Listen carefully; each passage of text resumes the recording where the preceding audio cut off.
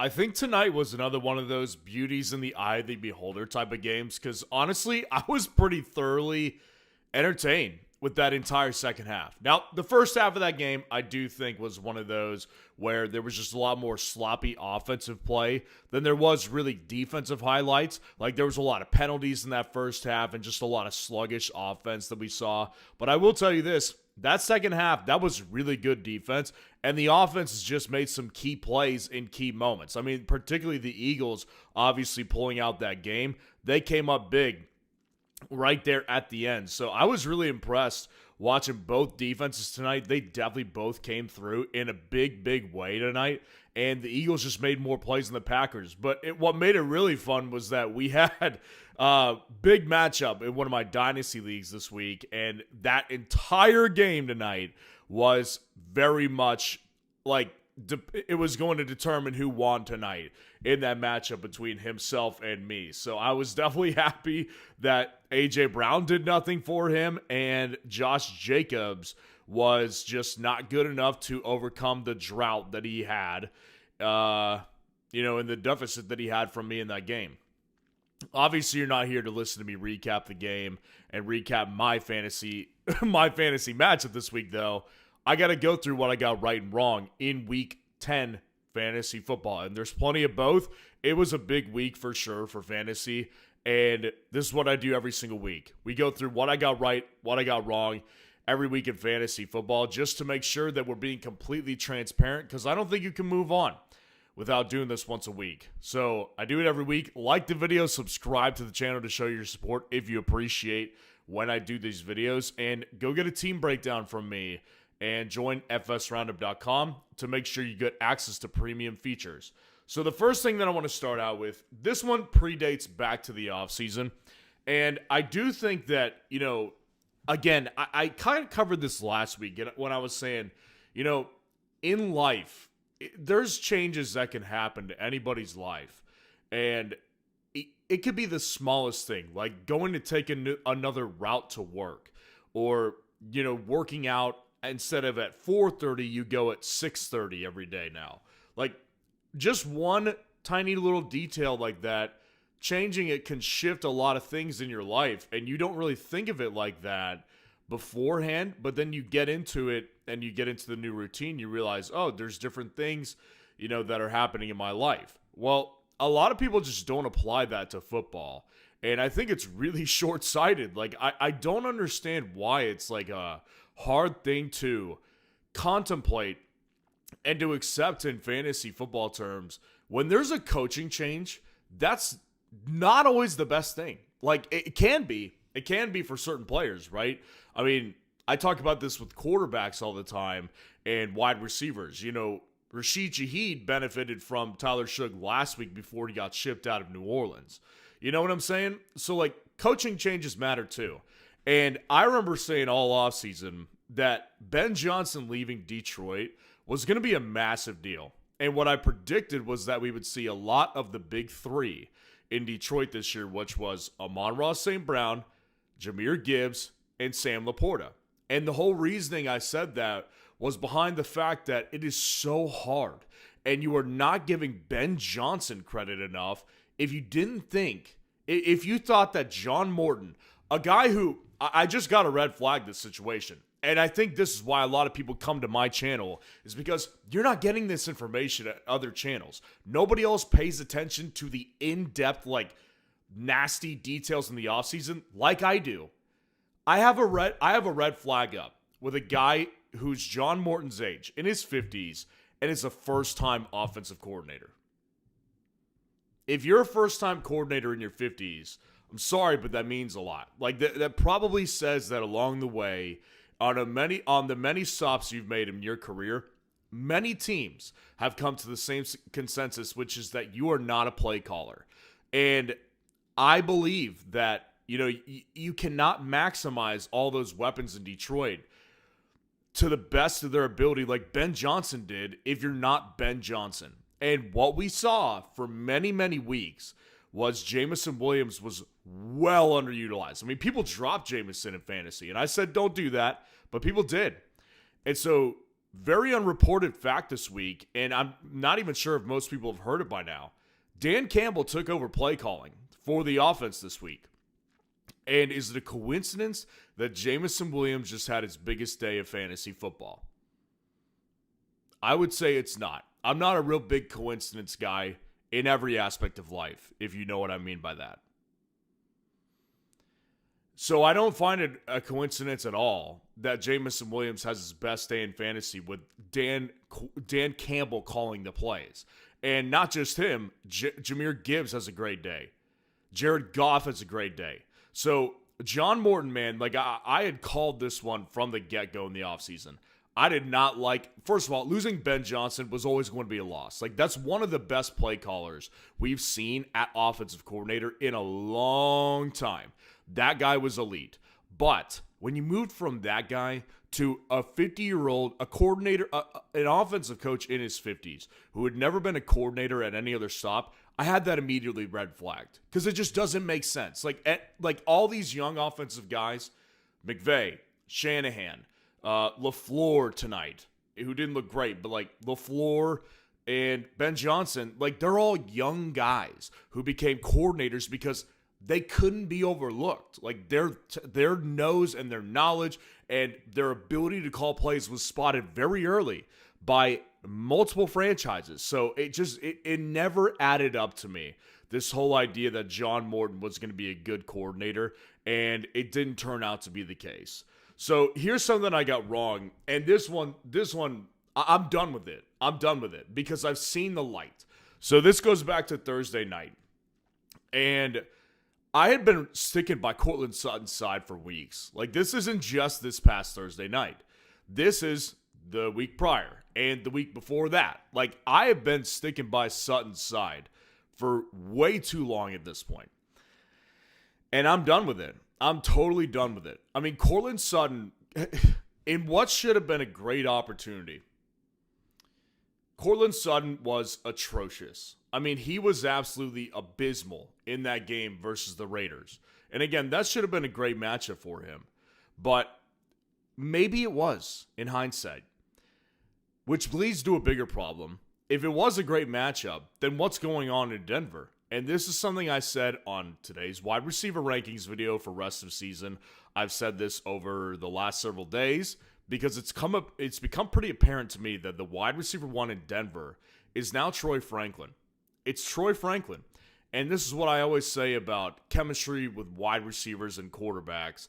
If you have it built in from college, people don't understand or don't acknowledge how big of a deal that is. And Troy Franklin has become that for Denver. Now, that's why it's so maddening that I've been wrong on Sutton for weeks now, because I know that. Like, the chemistry thing, that clicks with me, and that's something that I always take into account when it comes to analysis for fantasy purposes with quarterbacks and wide receivers. There's a reason Burrow and Jamar Chase are absolutely fantastic. Like, that's a legendary fantasy football stack. That's because those two guys just dominated at LSU before they did it in Cincinnati. Like, the same thing applies in Denver, just on a smaller scale. And I just didn't think that Franklin was going to overtake Sutton, a man who just got paid to be their wide receiver one this offseason.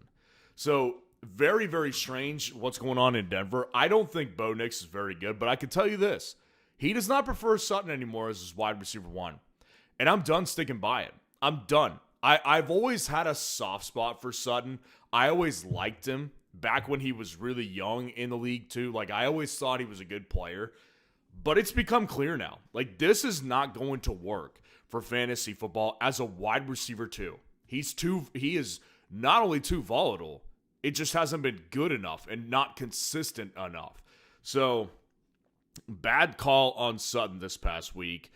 Here's something I did get right, though, and I gotta say, like, I feel pretty good about this one. I do see the Super Chats. I appreciate them. I will get to the Super Chats after I go through what I got right and wrong. So, I do find this one to be kind of a feather in my cap because this actually, well, I mean, maybe I shouldn't say it like that because the line before the game was actually pro-Chargers. So the Steelers and the Chargers played on Sunday night, and if you did not watch that, You didn't have to. I mean, the box score, it was actually, the box score even lied about how close that game was. That game was so bad, and the Chargers dominated the Steelers. Now, again, the Vegas line was like -3 Chargers, I think. And I ended up putting money on the Chargers to win. And a lot of people I know put money on the Steelers. And I was like, guys, you're out of your mind. And it bleeds into, obviously, it's deeper than just the betting analysis. Like, in this week, I had a lot of questions about Kamani Vidal. And I got it. Like, I understood where they were coming from. It's not lost on me that Kamani Vidal has been Jekyll and Hyde. Like, he has been 2-point game here, 19-point game there, 12-point game here, and then 20-point game next week. Like, he's been like that since he's became the starter in this offense. So I understood where those questions were coming from, considering that Pittsburgh's defense, from a rushing perspective, was actually solid on paper. But I knew that Vidal was going to do well. And the reason I knew is because this is why I say, like, when it comes to Steelers stuff, I kind of just know what I'm talking about more than other people do. Like, I'm sorry to put it like that, but I just do. I've been watching this team, and I watch every game. Like, throughout the week, I have multiple games running, and I catch up on them. But, like, I have been watching the Steelers since I was 7 years old. 7. I haven't missed a game since I was, like, 7 years old. So I know the inner workings of this team, and particularly Mike Tomlin. And what we've seen throughout the history of this team is they're bad when they have to go to the West Coast. When they travel to the West Coast, it's a bad day. It's a bad, bad day. And I knew that Vidal was going to have a good night because as soon as I saw the Steelers coming out of the locker room, like, that's a time when your team is supposed to be, like, freaking hyped. They're like, dude, let's go out there. Let's, like, crack some skulls. And they looked like they were walking up to a wake. Like, that's how little energy they had. And so I was like, oh, I've got this one. Like, I know Vidal's going to have a good night. And the reason I knew that is because if the Steelers lose this game, and if it goes how I think it will go, Kamani Vidal is going to be able to run a lot. And Kamani Vidal had like 25 carries. It's just impossible for the defense not to break down when your offense doesn't do anything. And the Steelers' offense did nothing. They did nothing all game last night, and therefore it opened it up for Kamani Vidal. So that one it felt really good to get that right. Obviously, from a Steelers fan's perspective, if I take the fantasy out of it, yeah, it sucks. But, like, I'm a fantasy analyst first, and I know this team, and I use that knowledge to my benefit for fantasy football. A lot of people just got to listen to me on that. Like, I'm sorry to kind of put it like that. I'm not trying to be a jerk, but, like, when it comes to Steelers, I know this team in and out. Like, I've watched too much of this team and too much of Mike Tomlin and his coaching style and how he gets his players to play in certain games, but not in other games, like last night, and I saw that coming a mile away. And that's why I liked Kamani Vidal last night. Here's something that I got equally as wrong, and I will be honest, like, this isn't one that I think a lot of people are holding against me particularly. I haven't seen anyone comment on this one or anything like that. But it just, I hold myself to a higher standard when it comes to this particular thing I'm going to get into. Because, again, it's a ripple effect. So, Brock Bowers coming into the week. I did have a lot of people asking me, like, Gadsden or Bowers, right? Questions like, other questions like Kincaid or Bowers. And it's like, I'm going to choose Bowers 99.99% of the time because Bowers is just important. And people kept pointing out to me, well, Denver's defense is excellent. And I said, I know that. Like, I know this. It's completely in my mind. But I'm going to go with Bowers for sure. And, of course, Bowers has the terrible night, right? So it made me think afterwards, this one wasn't really hard to identify. And I was talking to a buddy of mine after that game, and he had actually, this is the same friend that I just beat in Dynasty by the skin of my teeth. And he played Brock Bowers that night while I played Bo Nix. So we both, like, whiffed on our first punches at each other on this past Thursday night because they both ended up being terrible plays. And we were kind of talking after the game, And it made a lot of sense because if you think about it, right, the Denver defense is dominant this year. I've been talking about them for weeks as one of the 3 truly elite defenses in the NFL this year. Them, the Houston Texans, and the Seattle Seahawks. Those 3 defenses are the elites in the league, and you gotta plan for that for fantasy football. And so when I thought more about it, well, what makes the Broncos defense elite? Well, it's their pass rush. Their pass rush is dominant. So when you've got a weak offensive line already, like the Raiders have, well, guess what the tight end's going to do? Similar to what Jake Ferguson did against the Broncos. Remember when Jake Ferguson blanked a couple weekends against the Broncos? Yeah, that just happened to Brock Bowers again. Bowers, instead of running a bunch of routes, he was instead relegated to a lot of blocking. So it made sense after I thought about it, and I was like, I should have known this. Like, I should have seen this coming. But again, the prospect of benching Bowers is so repulsive to me because I know what he can do. I mean, the week prior, he put up 40 points. Like, that's, like, I don't want to put that on my bench, and I'm not going to tell my audience to do that because at any given point, he can do that. But I will say this. They play the Broncos one more time this year, and it's going to be a little hard for me to tell people this is a must-start guy. Now, lining him up with Gadsden, like, obviously Gadsden wasn't good last night either. Kincaid wasn't that much better. So, like, in some senses, it's still going to be me leaning towards Bowers, but I will tell you this, like, Bowers against Denver, the next time around, I'm going to remember this one because this one should not have left my brain. Here's something I got right. This one goes back to the offseason as well. And listen, I think that when it comes to the offseason videos that I do, like, they're pretty scheduled, especially like the early part of the offseason, right? Like, not the early part, but like, you know, anywhere from like May to like late June, I've got a pretty good schedule down as far as what kind of analysis I'm bringing to the table. Because I want to wait till the draft plays out for a good part of it. And I want to just kind of see what happens in the draft before I start going deep dives into analysis.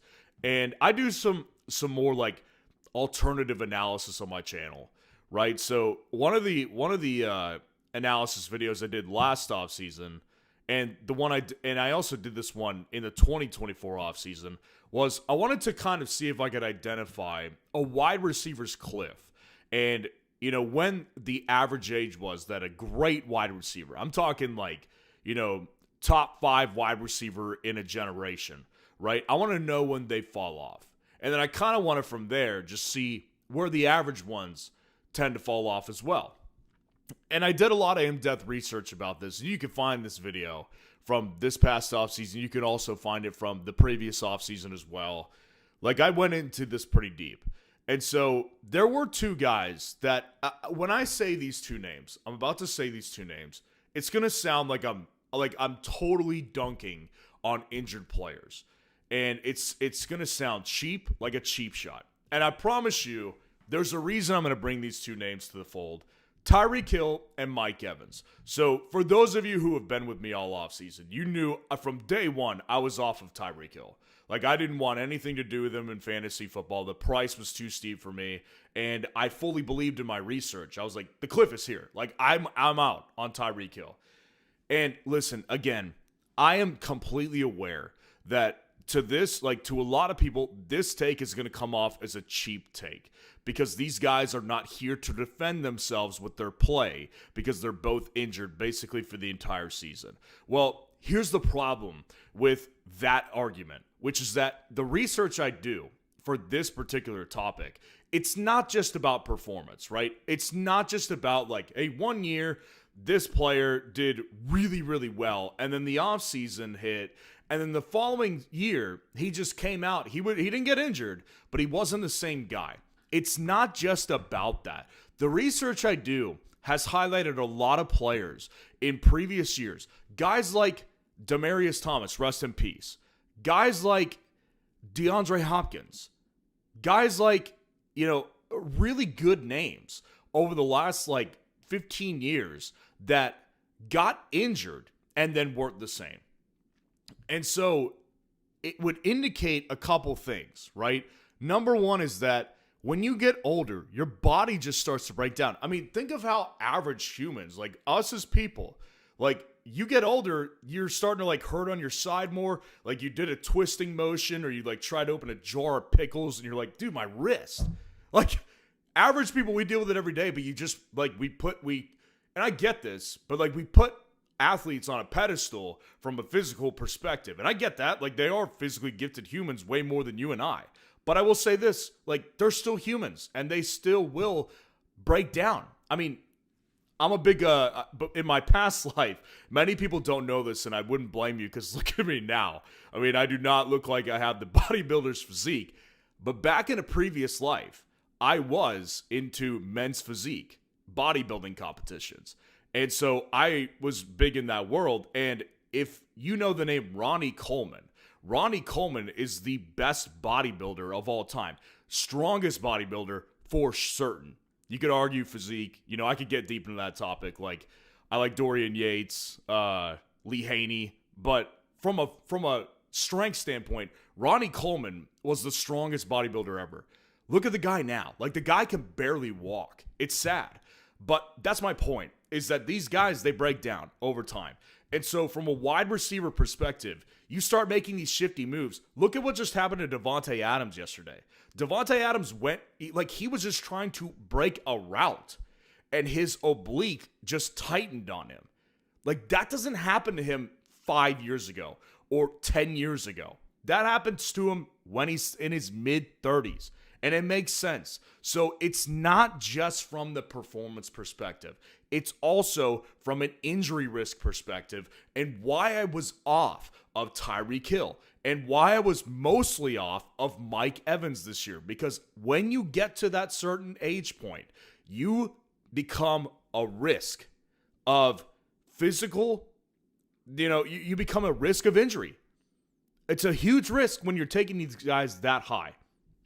So, yeah, I mean, it has nothing to do with the fact that I am not into the players. Like, I love Mike Evans. He's one of my favorite players of all time. He was fantastic, and I think he definitely has a case for the Hall of Fame. Tyreek Hill is easily one of the most talented players we've ever seen. My generation, like, this is one of the most talented wide receivers from a physical perspective. That guy's a freak. But they reached the age this year where I was like, I'm out. And on that note, the final what I got wrong is Davante Adams. Because I was also off of Davante Adams all off season long. And somebody actually pointed this out to me in a recent video I did. I don't remember which one. But they were like, dude, you never admit when you're wrong. You were wrong about Davante Adams all off season. So I started off with a snarky remark to him, like, hey, have you ever watched What I Got Right and Wrong? Like, you're not too bright, are you?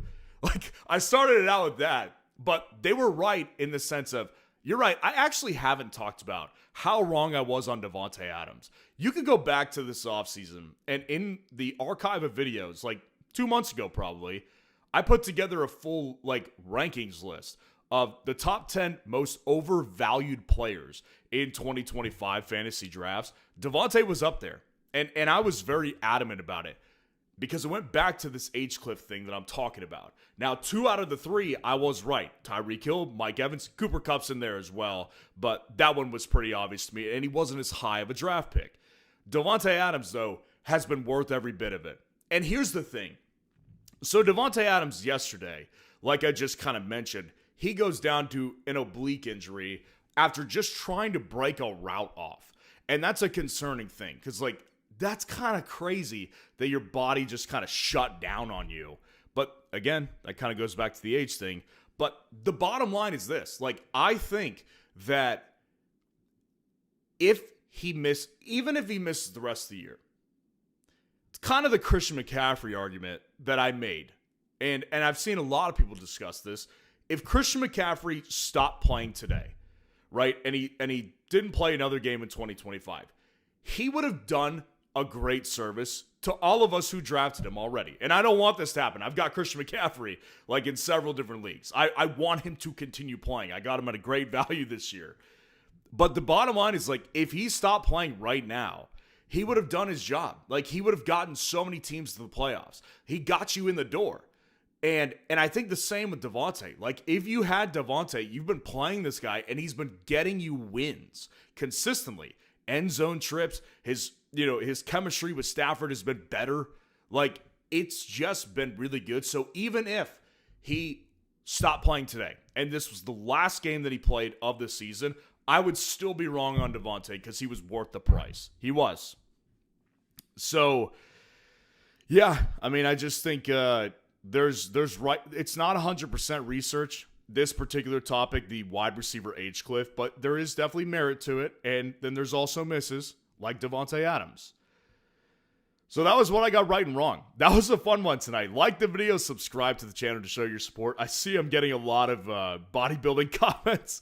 Yeah, that's like hilarious. I don't really talk about it much because, like, obviously, like I said, I don't lift weights that much anymore, and I don't eat right. Like, I've definitely just kind of went a different direction in life. But yeah, when I was in college, that was I competed in 2 men's physique shows. Like, I was in that life.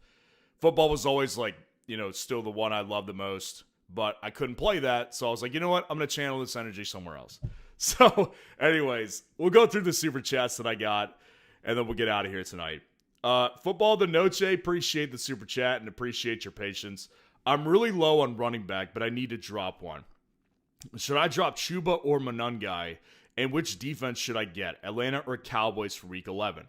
So to start out with the running backs, so I do think that keeping Monungai is something that I would encourage people to do, because when I think about it like this, Kyle Monungai, yes, he only had 7 carries this past week, but I will say I do still think of this offense as one I want pieces invested in. Chicago's offense is only getting better, and Ben Johnson is a great run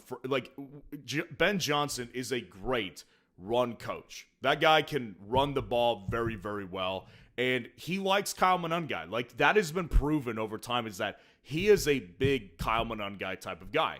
So I do think that Kyle Monungai actually has just a better path to becoming a more involved player on a weekly basis than Chuba does. Like, you could even look at last week, and when I say last week, I'm talking about yesterday when Rico was out there, and he was really inefficient yesterday. Like, outside of that first drive where he scored his first touchdown, he was bad the rest of the day, and Chuba still wasn't getting on the field much. So I do still think of Chuba as clearly the backup, whereas Monungai, I believe, will have involvement on a weekly basis. So if I had to drop one, it's easily going to be Chuba. And then Atlanta or the Cowboys. I just ranked my defenses tonight. Those of you with a premium subscription at fsroundup.com, you can see exactly where these guys are ranked, and I would definitely advise people to get the subscription at fsroundup.com. It's the time of the year to get it. I do have the Falcons in decent range. Like, and the Cowboys aren't that far out of the top 12. They did not make it. Just kind of a spoiler alert, which I don't like to give, but there you go. So I definitely prefer the Falcons. I'll get more into matchup specifics on the video tomorrow, but to help you get out ahead, Atlanta is my defense this week over the Cowboys. Appreciate the super chat. And then Johnny Kilroy, what's going on? Appreciate the super chat. Should I consider moving Jefferson? I know he has an easy rest of season schedule, but what good is it if his quarterback can't get him the ball and the team overall is just bad? I'm glad that you're seeing the light. And on the other hand, I'm like, not mad at you, but like, I really wish the people have been listening to me for this for weeks. Like, I have been on this for weeks now. Justin Jefferson needs to get traded. Like, this needed to happen a month ago, because it wasn't just with Wentz, right? And you're seeing that now. Like, this is from your first round pick, it's not acceptable. Like, a 17-point ceiling is just not acceptable. And his floor is fine. Now, this past week was definitely worse, but his floor for the most part, 12 to 14 points. So if you're really serious about moving off of Jefferson, what I would do personally is probably just wait. And I don't know how much time you have before your trade deadline. If you need to trade this week, then yes, get rid of him. Bottom line is he needs to be off your roster. But if you can wait one more week and then just let him do his thing again this next week, that's what I would personally want to do if it were my team. Like, I said this story a couple weeks ago. I traded him off my wife's team. I traded JJ and Travis Etienne for Puka Nacua and Ashton Genty in her league. Now, I got kind of lucky because those people in her league, not exactly the most well-versed in fantasy. But the point was, like, I was like, we got to move off of JJ. Like, this needs to happen. When you've got a guy with a ceiling that's that low, and a quarterback situation that's not getting better, as basically the centerpiece of your team, you've got problems, man. You've got limitations if you make it to the playoffs. So, yeah, I mean, you've definitely got to go ahead and move it. I don't care about rest of season schedule. I think that's where, like, one of my pet peeves, not from the audience, when I get questions about, like, schedules from the audience, I don't get mad about it. One of my pet peeves, though, is, like, watching other fantasy creators go into, like, they spend so much time on schedule. Listen, schedule matters for defense. Schedule matters for kickers. Like, and it does in some cases matter for running backs and wide receivers as well, but it doesn't always, like, it's not a one-size-fits-all. It's not like schedule is the end-all, be-all for everybody. I mean, Justin Jefferson's quarterback can't complete basic routes. And Justin Jefferson, if you didn't watch the game yesterday, he quit. Like, he quit on the team. We're talking about a pro's pro here. And he quit on the team. Like, I don't care what schedule is. If he was dealing with Jordan Love, for example, and Jordan Love's in this slump, well, then yes. Like, I would be like, okay, I might want to buy low on Justin Jefferson. But he's dealing with no more Carson Wentz, but J.J. McCarthy. There's no way out for JJ this year. It's a bad year to have him. Yes, I would definitely try to move him for sure. And I really hope that you can move him a week later and probably just ride him this week.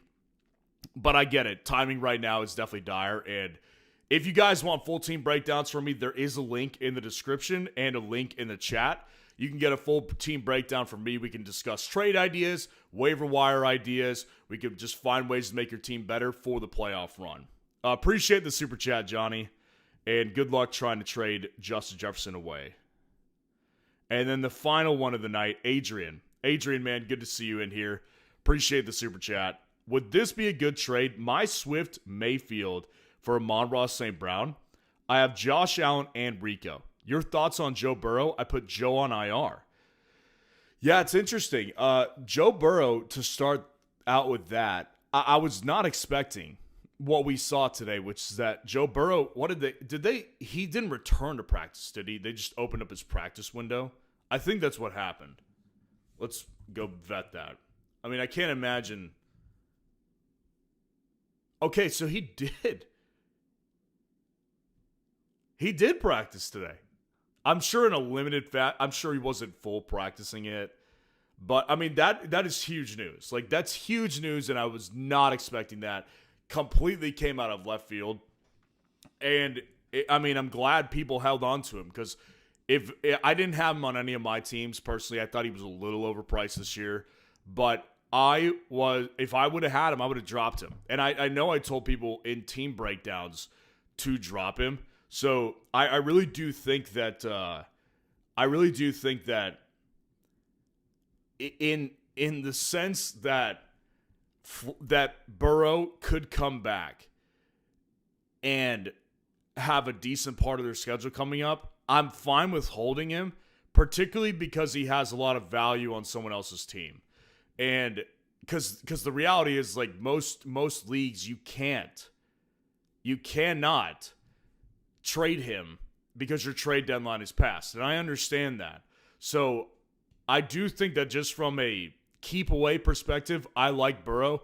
Am I going to throw him out there in my roster next time he's available? Probably not, especially when you've got Josh Allen, right?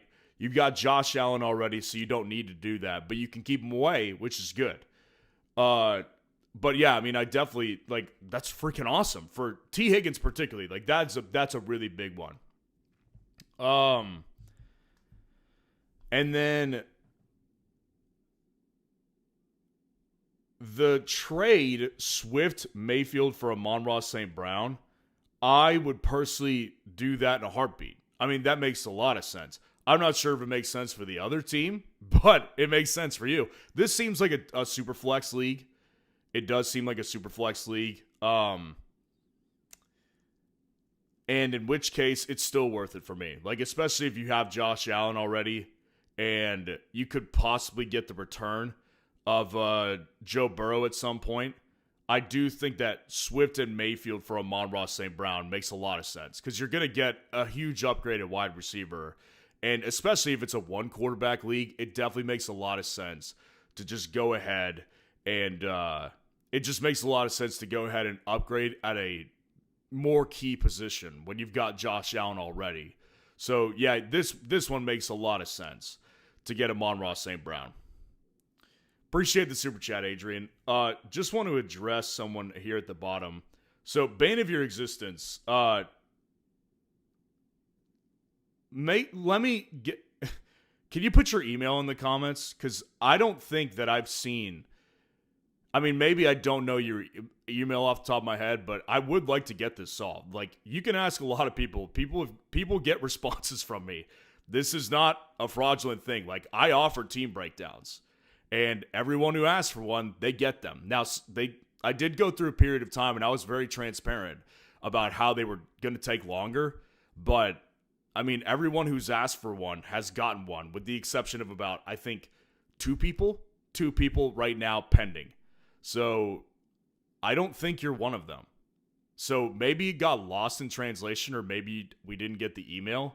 But, yeah, don't call me a fraudster, because, I mean, you can ask a lot of people like they've seen the team breakdowns that I offer. So, I mean, I will check on this again, and we'll get it taken care of if I missed it and it's lost in translation. So, yeah, no, I just want to make sure we're on the same page. Like, I'm very sorry if I missed it, but we'll take care of it, and we'll check back up on it. And if I did miss it, then I'll definitely get it out to you ASAP for sure, because I don't want you just hanging in there, like just hanging in the wind. So I appreciate that. Okay, so it's Chris Bain 88. Yep, I will check on you for sure. Yeah, that was an interesting live stream tonight. Usually just what I got right and wrong, and then I went to the bodybuilding that I used to do in the past life, and yeah, we'll definitely. Bane of your existence, I promise you, I'll definitely take care of this. Like, I will look, as soon as this live stream ends, I'm going to look for your email, and if I didn't get it, I will email that email personally and just kind of tell you, hey man, I didn't get anything. So, Chris Bain 88. I will look for it as soon as I hop off tonight. So, all right, guys. Well, that'll do it for the night. I appreciate y'all being in here. Like the video, subscribe to the channel on your way out, and I'll see you guys in tomorrow's videos. Peace out.